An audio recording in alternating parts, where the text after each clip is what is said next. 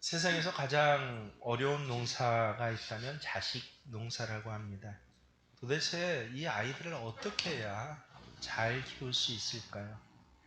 여러분, 제가 이 교육학에 관심이 많아서 그래서 교육학적인 어떤 데이터들과 그 경향들에 대해서 학교 현장에도 있으면서 이렇게 아주 세밀하게 분석해 보는데 얼마나 그 방향들과 경향들 그리고 기초들이 많이 변하는지 모르는데 최근에 와서 제가 알고 있는 데이터로는요, 한마디로 환경을 잘 조성해 주면 아이들이 훌륭하게 키워진다라고 그렇게 다들 이야기하고 있습니다.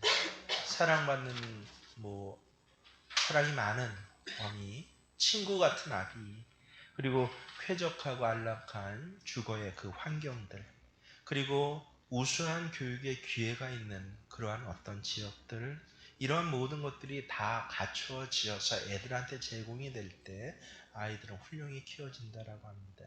일견 옳은 소리 같습니다. 여러분, 근데 교육학에는 두 가지 아주 기본 뿌리가 있는데 교육의 주체가 누구냐라는 것이에요. 교육의 주체가 누구냐. 세상의 교육학들은요, 교육의 주체에 대해서 경향들이 이제 왔다 갔다 시계추같이 이렇게 출렁거리며 변합니다. 그래서 과거에는 주로 교육의 주체는 교사라고 했습니다. 교사가 이렇게 가르치면 된다. 근데 근세에 넘어오면서 간혹가다 그리고 요새는요, 교육의 주체가 아이라고 합니다. 아이 스스로가 교육의 주체가 되고 교사는 도와주는 사람이다. 이제 한 또 10년 흘러보십시오. 또 이것이 방향에 따라서 또 바뀌어, 시대의 경향에 따라 바뀌어 갈 것입니다. 그래서 그러한 교육학적인 어떤 연구 성과를 제가 무시하진 않습니다. 오히려 그것을 존중하고 그리고 그러한 경향들에 대해서 아직까지는 예민하게 그렇게 받아들이고 있습니다. 근데 오늘 제가 여러분에게 소개시켜드린 한 사람은요, 이러한 현대 교육학의 어떤 방향과는 정반대의 환경과 그 과정을 겪었던 그런 한 사람입니다. 참으로 불우한 소년기와 청년기를 보낸 이 한 사람을 여러분에게 짧게 소개시켜 드리려고 합니다. 그 사람은 굉장히 이 우울한 시간들을 그 인생의 가장 중요한 시기에 우울로 채워간 사람입니다. 한 아버지 밑에서 태어났는데 낳고 보니까 어머니가 넷이나 있던 사람입니다. 어머니가 넷이니까 형제들도 얼마나 많은지 자기보다 먼저 나온 형이라고 불려지는 형들이 10명이나 있었던, 어렸을 때 내내 이 형들에게 구박받았습니다. 따돌림 받았습니다. 그의 소년기는 그래서 구박과 따돌림이에요. 아버지는 막내였던 그를 많이 사랑했지만 그나마 위안이 되었지만 근데 알고 봤더니 좀 큰 눈으로 보면요, 그 아버지가 특별히 좀 사랑한 그 조그만 사랑이 오히려 그의 인생엔 더 큰 짐이 되고 아픔이 되었습니다. 상대적으로 아버지의 사랑받지 못하는 것들을 시기하는 형들은 하나가 되었어요. 아버지 눈길이 닿지 않는 곳에서는 그 소년을 괴롭히고 따돌리곤 했습니다. 결국은 어떻게 됐어요? 이 청소년기에 죽을 고비를 넘기게 됩니다. 형들의 손에 그것도 의해서 얼마나 형들이 무자비하게 그를 죽이려고 했는지 모릅니다. 근데 죽음보다 더한 고통으로 그 소년을 이른바 돈을 받고 팔아버리는 것이에요. 멀리 이국으로 노예로 팔아버리는 그런 길을 가야만 했습니다. 여러분, 이 정도면 누군지 다 아시죠? 이 사람 이름이 무엇입니까? 요셉입니다. 어린 나이에 아버지 어머니의 사랑을 받고 재롱을 떨고 형들한테 위로를 받고 보호를 받아야 할 그 나이에 그는 이러한 사랑, 보호, 위로와는 전혀 상관없는 그런 삶을 살게 됩니다. 가장 예민하고 민감한 이 청소년기에 먼 나라로 팔려가 그곳에서 남의 집, 노예로서 종사를 하게 됩니다. 이른바 눈칫밥 꽤나 먹게 되고요. 어떻게 하면 안 맞을까? 어떻게 하면 덜 혼날까? 목숨을 구걸하고 연명하는 삶을 그는 오랫동안 살게 됩니다. 여러분, 그를 요셉이라고 하지 말고 내 자녀라고 한번 생각해 보세요. 내가 좀 특별히 사랑해 줬더니 그 특별한 사랑이 오히려 다른 형제들에게 혹은 다른 요인에 의해서 그가 더 깊은 시련과 고통을 겪어야 하는 그런 내 자녀라고 한번 생각해 보십시오. 만약에 우리가 알고 있는 요새 이 자녀를 어떻게 키워야 잘 키울 수 있을까라는 이 상식과 기준으로 이 자녀를 바라본다고 하면 여러분, 이 자녀는 과연 어떻게 키워질까요? 사람은 될까요? 성공적인 삶까지 바랄 수 있겠습니까? 그건 아마 불가능한 일일 것입니다.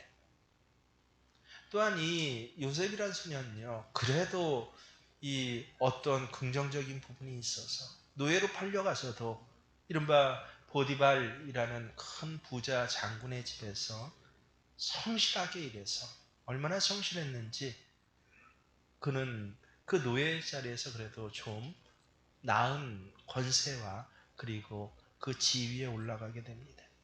근데 곧바로 또 그 성실의 결과는 무엇이 됩니까? 더 큰 고난을 가져오게 됩니다. 더 큰 고난과 더 큰 고통이 인간에 대한 배반감이 이 성실의 근면의 대가로 주어지게 됩니다. 근데 놀랍게도 요셉은요, 그 최고 밑바닥인 지하 감옥에서까지 그 성실함과 근면함을 다시 한번 발휘해 보고자 합니다. 한번 배반당했지만 여기서는 안 그랬겠죠 라고 하면서, 근데 어떻습니까? 결과적으로 또다시 그에게 찾아온 것은 더한 인간에 대한 배신감입니다. 요셉의 꿈의 해몽대로 술 맡은 관원장이 복권되었을 때 요셉이 그를 축복하고 그의 꿈을 해몽해 주면서 한 말이 무엇입니까? 내가 이곳에 억울하게 잡혀 있는 것을 기억하시고 내 사정을 좀 얘기해 주세요. 이것 하나였어요. 그런데 이 술 맡은 관원장이 지하 감옥을 떠나 요셉의 예언대로 높은 자리에, 권세 있는 자리에 올랐을 때는요, 이 조그만 노예 소년 하나가 무엇이기에 그냥 잊어버리고 맙니다. 창세기 40장 23절에 보면요, 술 맡은 관원장이 요셉을 기억지 않고 있었더라. 그것도 2년 동안이나요. 가장 가까이 있었던 사람들로부터 미움과 학대, 진실하면 진실할수록 오히려 배신이 되어서 돌아오는 현실 속에서 요셉은 무엇을 배웠을까요? 그의 인격과 그의 성격은 도대체 어떻게 형성되었을까요? 형들로부터 팔려온 사실, 고생의 연속, 정직과 성실이 무시되고 오히려 왜곡되고 손가락질 당하는 그런 사회 안에서, 그래서 일반 교육학적인 관점으로 보면요, 이런 요셉은 어떤 인간이 됩니까? 그 정답이 무엇입니까? 이른바 성격 파탄자가 됩니다. 그게 교육학의 결론이에요. 분노의 사람이 됩니다. 요셉의 불행의 씨앗은요, 어쩌면 그의 아버지 사실은 야곱으로부터 이어진 것인지도 모릅니다. 야곱이 사실 마찬가지였기 때문에 그렇습니다. 야곱은 태어날 때부터 남에게 지기 싫어서, 그래서 형과 다투면서 나온 사람, 형과 싸우는 사람. 근데 힘으로 또 가진 것은 안 되니까 거짓말해서 싸우는 사람. 아예 태에서부터 그는 무엇이에요? 다투는 자, 거짓말하는 자. 이름도 어떻게 야곱이라고 짓습니까? 여러분, 야곱합니까? 굉장히 야곱의 축복해서 멋져 보이죠. 우리나라 말로 변화해 보세요. 그 이름 뜻이 무엇인지요? 이 거짓말장이야. 사람들이 그의 이름을 부를 때부터 뭐라고 부르는 거예요? 이름 자체를? 이 거짓말장이야. 거짓말장이야. 거짓말이 그의 인격이 된 사람이 바로 이 불우한 요셉의 아버지 야곱이었던 것입니다. 결국은 그 이름자 그대로요. 아버지와 형을 속이고 축복의 유산을 가로챘어서 그곳에서 살 수 없어 쫓겨나서 도망하게 됩니다. 아버지 야곱에게 가정이란 것은 거기까지가 전부 다입니다. 근데 그는 그것에 대해서 비관하지 않아요. 중요하지 않아요. 왜 그렇습니까? 그에게 있어서 가족이란 것은 아무 의미가 없기 때문에 그렇습니다. 여러분 요새 청소년들 그런 거 아십니까? 가족의 의미가 없어요. 오직 내 것 챙기기 위해서. 엄마가 얼마나 고생하든 아비가 얼마나 고통을 받든 중요하지 않습니다. 내 피자 한 판이 중요하고 내 이른바 메이커 등산복이 더 중요한 거. 왜요? 사회가 그렇게 그런 환경으로 가르치거든요. 이것 하나를 챙기기 위해서는 가족과 친척이라도 속여야 했고 결국은 그 성격은 현장에서 그대로 나타납니다. 가는 곳마다 속이는 자. 외삼촌을 속여 재산을 빼앗고 아내도 4명이나 또 얻게 됩니다. 그것도 속여서 서로 속이고 속이는 가운데서 사랑도 속이고 관계도 속여서 아내를 얻는 것이죠. 그래서 이 청장년 야곱에게는요, 사람 냄새는 정말 저는 찾아볼 수 없는 자였겠구나라고 생각이 됩니다. 그 인생의 결과는 나중에 어떻게 될까요? 가히 짐작이 갑니다. 불우한 청소년기와 가정의 따뜻한 사랑을 받지 못했다는 것, 그도 아마 사회면 어딘가에 날 그런 인생일 것입니다. 아버지 야곱의 삶의 뿌리 자체가 이렇게 거짓이었기 때문에 사실은 그 야곱에게서 나서 자란 요셉의 10 형들도 마찬가지예요. 아버지를 속이고 동생을 팔아먹습니다. 말이 팔아먹은 것이지 사실은 무엇이에요? 요셉을 죽인 것입니다. 그래서 가족 사랑이 깨어진 집안의 당연한 결과. 나중에 그러면 요셉 없이 그 형들은 어떨까요? 잘 지낼까요? 아니요. 거기서 또 갈라지고 할 것입니다. 쉽게 말해서 콩가루 집안이에요. 성경을 가만히 보면 어떻게 한 가정이 이렇게까지 망가질 수 있을까라고. 위아래가 없어요. 형제는 형제를 죽이기까지 미워하고 팔아먹는 관계가 됩니다. 오늘날 이런 가정의 모습은요, 우리가 주변에서 얼마나 많이 봅니까? 그런 가정에서 자란 한 아이의 인격체와 그의 삶의 미래는 과연 어떻게 될 것입니까? 우리는 다 상식적으로 답을 알고 있어요. 그래서 자녀를 참 잘 키우고 싶은데 여러분, 야곱 자체가 그런 인생을 살아왔기 때문에 마음은 있어도 실제 행하는 것은 독을 품어냅니다. 사랑은 하는데 그게 참사랑이 아니라 사랑의 독이 되어서 돌아와요. 진실로 모든 대부분의 관계가 이렇게 되고 지금은 안 보일지라도 조금만 커보세요. 거기 세상의 교양들이라도 한번 휘몰아쳐 보십시오. 그러면 한 가정들이 무너지는 거 우습습니다. 세계에서 가장 이혼율이 높고 세계에서 가장 가정이 1년에 많이 깨지는 나라가 어느 나라예요? 한국이에요. 저는 30년 전에 교육과 처음 들어오면서 영국 가정과 교육 제도를 소개받으면서 영국을 막 손가락질하고 비웃었어요. 30년 전엔 영국이 세계 1위였거든요.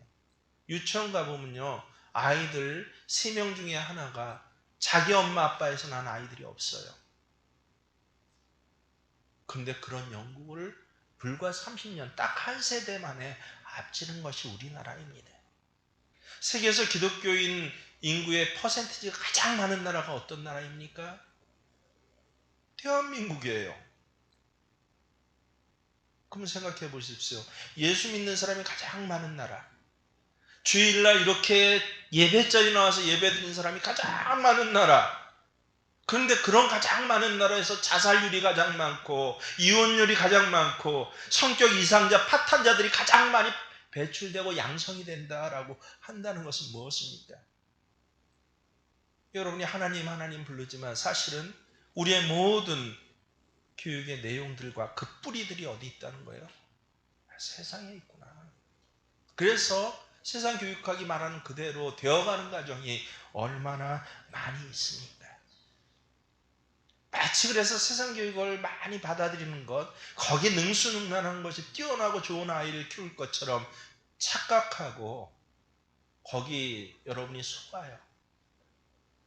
TV에 유명 강사가 예전에 요새 뭐예요? 애들 교육 잘 시키는 것처럼 심리 이해 잘하는 사람이 갑자기 전 국민의 강사가 되고 광고를 갖다가 20개씩이나 맞는 그런 연예인보다 더 특출을 나는 사람으로 인정받는 스타가 되는 나라. 하지만 여러분 그대로 교육시켜 보세요. 정말 그렇게 될까요? 눈속임입니다. 그걸 제발 깨달으세요. 이제 10년, 20년 뒤에는 지금 이야기하고 있는 교육의 방법들이 참 어리석고 멍청했다라고 또 이야기할 것입니다. 자, 우리가 알고 있는 상식대로 도대체 이 요셉이라는 사람은 어떻게 될까요? 근데 참 희한하게도요, 우리가 알아요. 신문의 한 면을 장식하는 그런 성격 이상자요, 사회의 지탄을 받는 사람이 아니라 성경에 기록된 신앙의 선배로 그 인생이 결론 지어지게 됩니다. 우리 상식으로는 범죄자가 되지 않으면 다행인 그런 환경과 조건과 그런 부모를 만났지만요, 그들은 하나님께서 하나님과 사람 앞에 존귀히 여겨지는 삶을, 개인만 존귀할 뿐만 아니라 세상 만 백성을 구원해낸 그런 삶을 살아가게 됩니다. 내가 알고 있는 상식과는 너무 다르네요. 여러분 무슨 차이가 있습니까? 정답은 저보다 여러분이 더 잘 아세요. 일반 교육하고는 도저히 설명할 수 없는, 한 세대만에 수십 번 변하는 일반 교육학의 경향만 다르게 하나님이 이 땅을 창조하시고 남자와 여자를 한 가정에 세우시고 그 태로부터 자녀를 낳게 하신 후에 말씀하신 기독교 교육학의 차이입니다. 기독교 교육학의 주체가 누구인 줄 아세요? 교사요? 아이요? 아니요. 언제나 하나님이십니다. 하나님은 우리를 살리시는 주체이십니다. 하나님은 우리의 생명이십니다. 세상의 학문은 증명할 수 없는 그것을 뛰어넘는 놀라운 진리가 이 기독교 교육학에는요, 교육 개론과 이론이 아니라 신앙의 고백으로 심겨져 있습니다. 저는 이 말씀 그대로 믿습니다. 목사이기 때문에 믿는 것이 아니라 하나님 말씀이기 때문에 믿습니다. 그래서 하나님께서는 이렇게 말씀하셨어요. 오늘 잠언서를 보세요. 제가 읽어드립니다. 1절 보세요. 하나님의 명령을 지키라. 그리하면 장수하고 평강을 누릴 것이다. 3절을 보십시오. 말씀을 마음판에 새기라. 그리하면 사랑과 하나님 앞에서 귀중히 여김을 받을 것이다.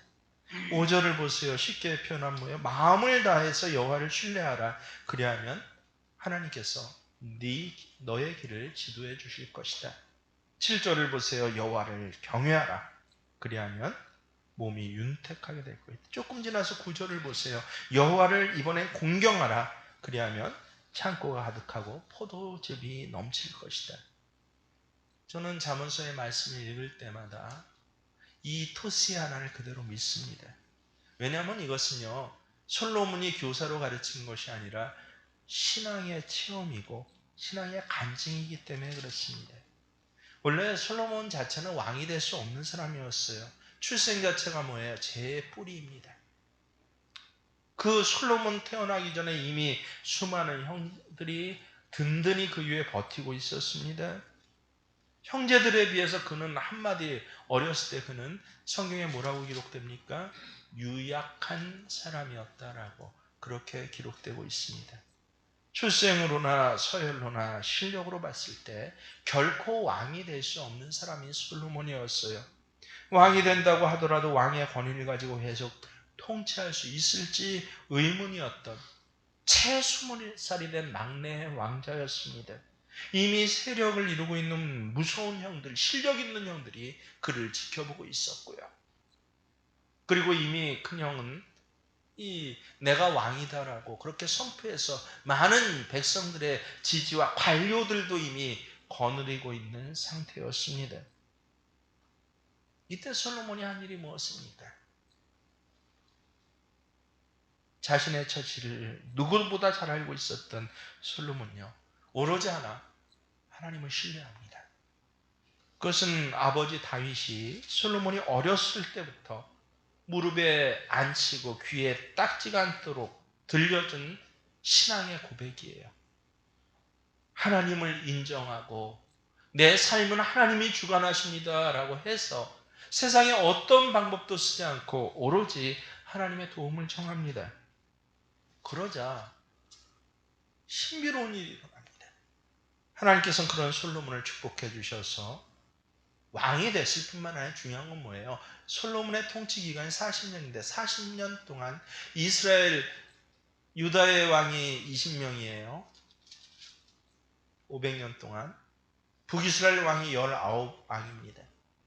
그 어떤 왕도 가지지 못했던 걸 가지게 되고, 무엇보다 중요한 건 뭐예요? 솔로몬의 가정에, 솔로몬의 나라에 단 한 번도 전쟁이 일어나지 않는 평화를 구가하는 사람이 되었다는 것입니다. 여러분, 잠언서가 무엇입니까? 그 경험을 간증으로 갖고 있는 아버지 솔로몬의 자녀 교육 철학이에요.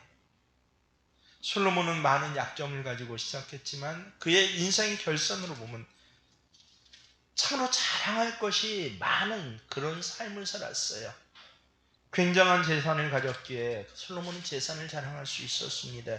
남다른 지혜를 가진 사람이었기에 지혜도 자랑할 수 있었던 사람입니다.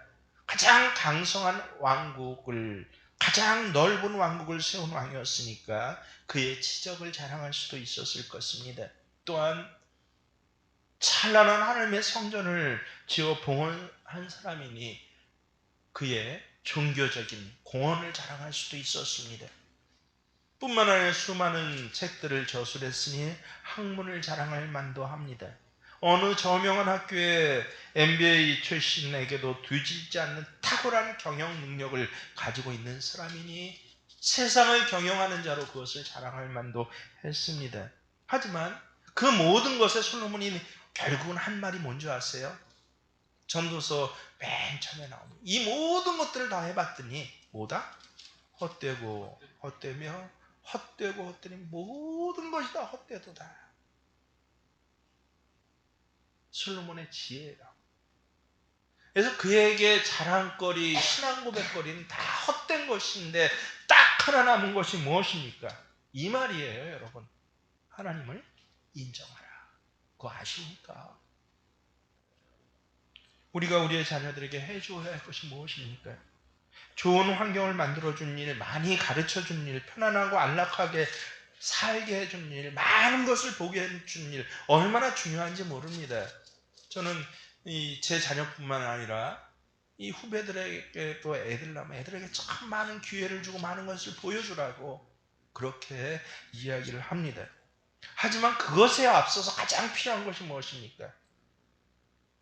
하나님을 신뢰하고 인정하는 일입니다.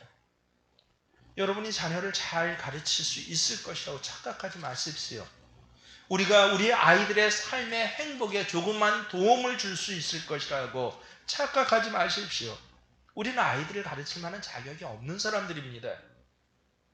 여러분, 아이들이 부모인 나를 돈이 필요하고 먹을 것이 필요하고 잠자리가 필요해서 부모로는 여기지만 교사로서 인정하는 것이 언제까지일까요? 아이들이 나를 가르칠 사람으로 그렇게 존경할 수 있는 것이 언제까지일까요? 대학생쯤 들어가면, 대학교쯤 들어가면 그때부터는 내가 엄마나 아빠보다 아는 게 좀 많겠지라고 생각한다고 부모들은 흔히 착각을 합니다. 안 그래요. 요새 교육 관련 데이터들을 보십시오. 초등학교 9학년인 몇 학년부터예요? 4학년부터 되면 이미 그 역전을 해요. 초등학교 4학년 이후부터는요, 애들이 나는 엄마보다 많이 한다고 생각해요. 중학교 이상 들어가면 그때부터 뭐라고 그래요? 나는 아버지보다 나은 삶을 살 것이고 난 그런 인격체다라고 생각을 합니다. 그래서 어미 아비에게 무엇인가 내가 배울 것이 있다라고 애들은, 우리는 가르쳐줘야겠다고 생각하지만 애들은 배울 것 있다고 생각 안 해요. 그 현실을 여러분 아십시오.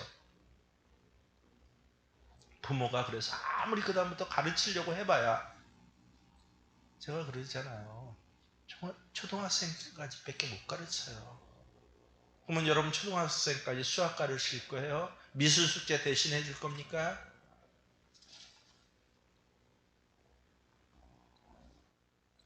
아무리 해봐야 가르칠 수 없다는 걸 먼저 인정하십시오. 유학을 보내는 돈을 대줘봐야 내가 기회는 줄 수 있지만 내 아이들을 가르칠 수는 없습니다. 오늘 봉독한 신약 말씀, 예수님 직접 해주신 말씀인데 계속 반복되는 말씀이 있죠. 두 번만 반복돼도, 같은 단어가 반복돼도 이 헬라어 용법은 굉장히 중요한 단어예요. 왜냐하면 강조부사가 없거든요. 중요한 것은 두 번, 행하고 행하고 해라. 많고 많고 하면 매우 많다는 소리예요. 두 번이 아니라 세상에 몇 번을 반복하는 단어가 있습니다. 이 짧은 구절에 몇 번을 반복합니까? 찾아보세요. 4번, 5번을 반복한 단어. 실족이라는 단어가 있어요. 14절을 보세요. 뭐라고 합니까? 이와 같이 이 작은 자 중에 하나라도 잃는 것은 하늘에 계신 너희 아버지 뜻이 아니다. 잃는다는 단어가 무엇이에요? 그 다음부터 나타나면, 말하면 계속 실족하지 말게 하고, 7절부터 실족하게 하는 일들이 있으면 세상에 화가 있도다. 실족하게 하는 일이 없을 수는 없으나 실족하게, 부모는 자식을 실족하게 하는 사람이라는 것이에요. 근데 그래서는 안 된다라고 합니다. 실족이란 단어 뜻이 뭔지 아십니까? 이 스칸달리조라는 헬라어예요. 영어로는 나중에 어떻게 변환이 됐냐면요, 여러분이 굉장히 잘 알고 있는 단어로 그렇게 변화가 됩니다. 스캔들이요. 알죠? 예수님이 직접 말씀하셨어요. 최고의 스캔들은 인기 연예인이 마약 중독자였거나 성적 문제자였다는 거 아닙니다. 이 시대에, 우리 시대, 우리 가정에 있어서, 내 인생에 있어서 최고의 스캔들은요, 사회에서 존경받던 깨끗한 지도자가 사실은 뇌물로 얼룩진 그런 더러운 사람이었다. 아닙니다. 최고의 스캔들이 뭐예요? 예수 믿는 가정의 부모들인데 그 자녀들이 믿음을 떠난 자녀가 되었다. 실조, 이게 최고의 스캔들이라는 것이에요. 온 지구상, 온 지구의 민족 나라 중에서 최고의 스캔들로 얼룩진 나라가 어디입니까?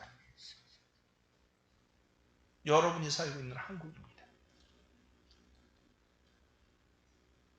뭐 이렇게 크게 얘기하면 좀 덜 찔리죠. 여러분 가정에 여러분 자식들입니다.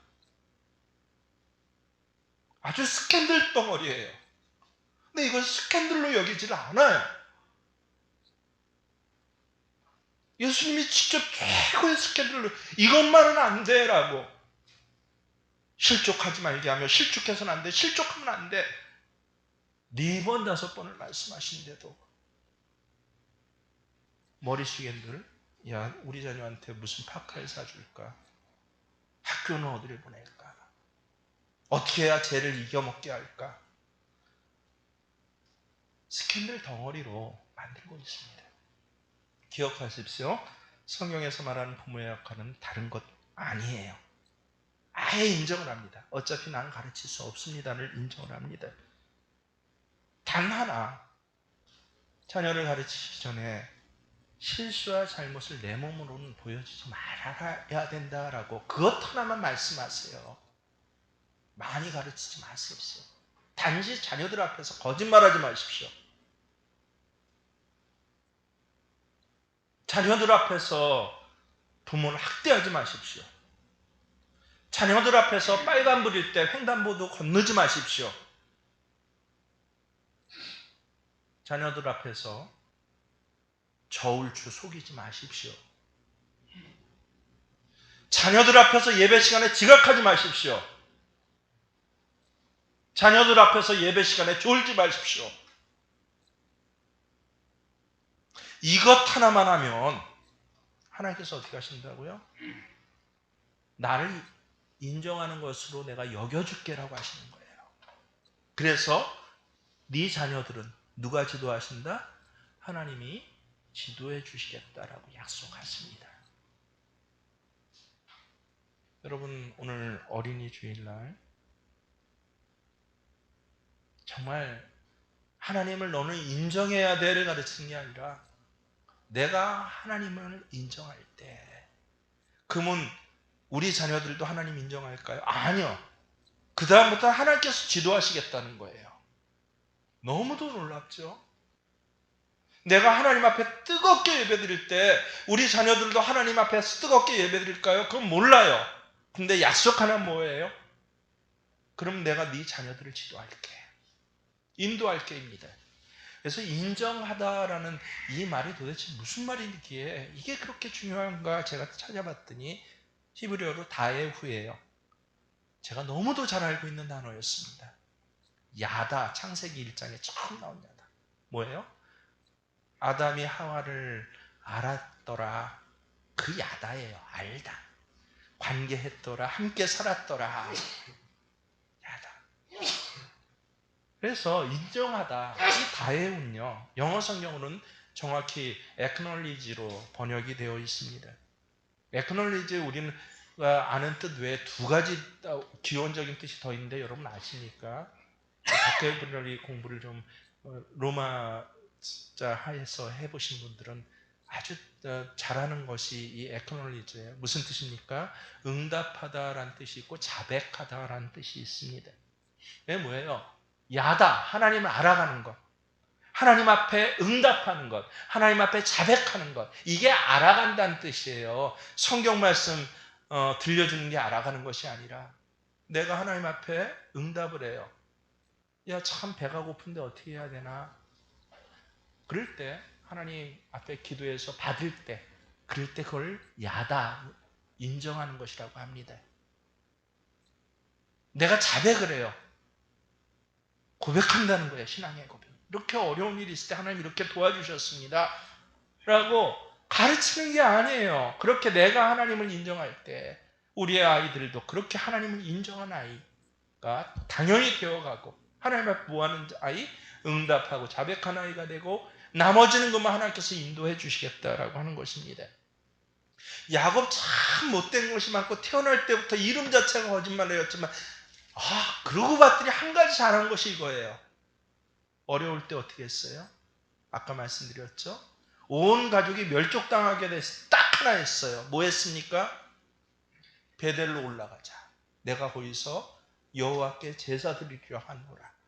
온 가족을 끌고 신앙적으로가 아니라 경제적으로 힘들고 어려울 때 하나님 앞에 어떻게 했어요? 내가 베델로 올라가자. 내가 원론적으로 다시 살겠어. 돈 좀 모자르고 부족하다고 11조 떼어먹고 도둑질하는 것이 아니라 우리는 하나님 부족해서 좀 잊었어요 그러죠. 하나님이 뭐라고 그러세요 성경에?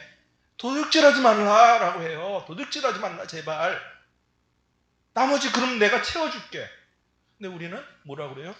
이번 달에 좀 부족해서 내가 월급에서 우리 집안 자체가 좀 몰라서 나중에 좀 안정되면 드릴게요. 안정되면이 아니라 그동안 하나님 도둑질 하신다고 하시는데 그 거짓말장이 야곱, 그 못된 야곱 가만히 봤더니 요셉 앞에서 보여준 거 딱 이것 하나예요. 야다. 에다고 하나님을 뭐 했다?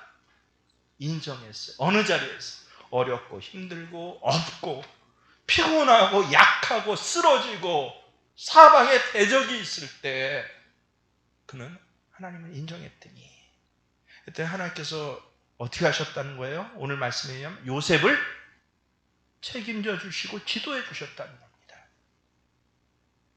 요셉이 특출한 사람이 아니라 요셉이 뭐 날고기는 어떤 재능을 가진 사람이 아니라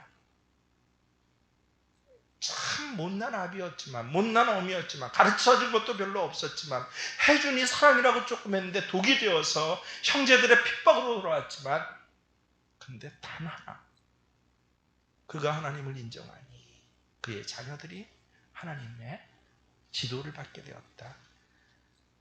여러분, 이 말씀이 난 이제 자식 다 키웠어요. 손주들은 더 중요합니다. 저도 빨리 손주 보고 싶은데 얼마나 중요한지 몰라요. 엄마 아버지가 해줄 수 없는 것을 할아버지 할머니가 해주시더라고요. 두갑절에 야단을 알려주시더라고요. 그래서 우리 자녀들이 행복해지기를 원하십니까? 성공적인 삶을 살기를 원하십니까? 그 소망 귀한 것입니다. 하지만 그 소망은 내 방식대로, 이 세대에서 내 계획대로 절대 이루어져 없음을 인정하십시오. 단 하나, 내가 하나님을 인정하는 삶으로 최선을 다해 보여주십시오. 그럴 때 믿으십시오. 하나님께서 내 자녀의 길을 지도해 주십니다.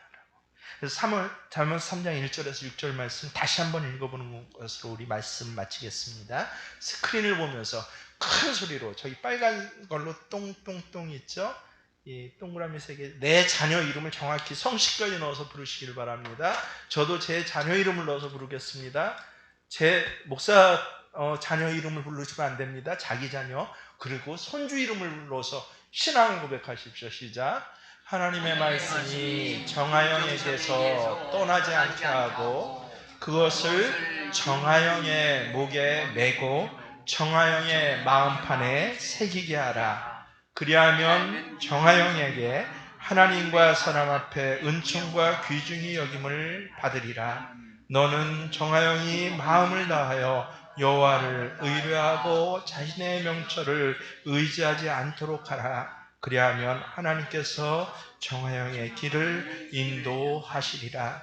정하영이 범사에 하나님을 인정하게 하라. 그리하면 정하영의 창고가 가득하고 정하영의 포도주 틀에 포도주가 넘치리라. 제 딸 이름을 불러주신 분들 너무 감사합니다. 다시 한번 맨 나중에 하나만을 큰 소리로 내 딸과 내 손주의 이름을 불러서 다시 한번 고백합니다.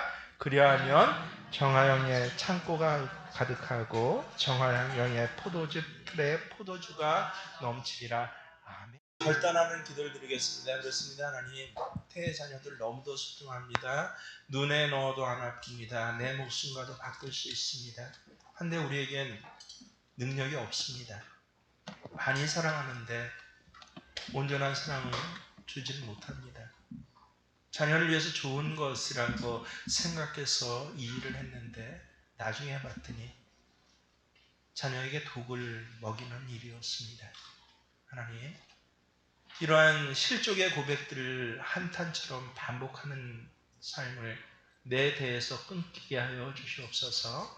그래서 자녀를 실족해 하는 자가 아니라 하나님을 인정하는 자로 세울 수 있는 삶의 귀한 내용들이 오늘날로부터 세워지게 하시고 결단하게 하시고 그대로 행해지게 하여 주시옵소서.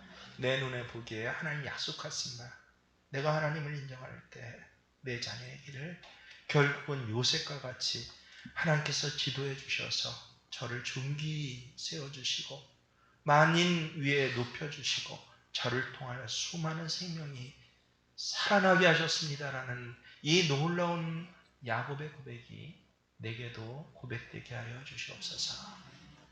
함께 주의 이름을 부르시고 잠깐 기도하고 제가 축복 기도합니다. 주여 주여 주여 할렐루야 하나님을 찬양합니다. 아버지 정말 감사드립니다.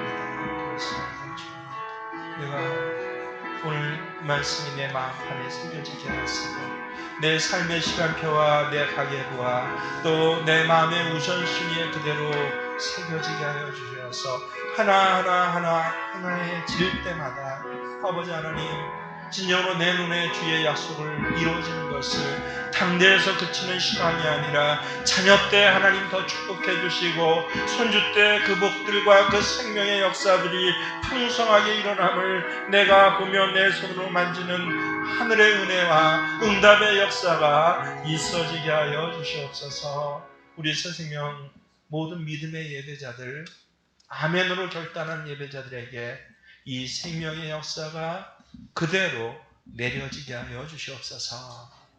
이제는 우리 주 예수 그리스도의 은혜와 하나님 우리 아버지의 지극하신 사랑하심이 성령님께서는 이제 월 내내 우리 가정을 다시 새롭게 보존하시고 새롭게 살려내시는 역사하시니 오늘 이 어린이 주일의 말씀을 통하여서 시작되게 하시고 일주일간의 삶의 자리에서 살아가게 하시는 동행하시니 함께 하시기를 간절히 축원하옵나이다. 아멘.